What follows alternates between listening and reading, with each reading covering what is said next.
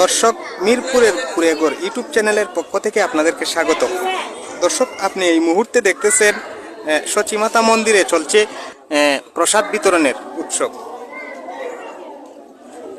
দর্শক, আপনারা দেখতেছেন মন্দিরের ভক্ত অনুরাগীরা প্রসাদ খাচ্ছেন, আর কিছু কিছু ভাই প্রসাদ বেড়ে দিচ্ছেন। কিন্তু এই মন্দিরের একটি বিশেষত্ব আছে।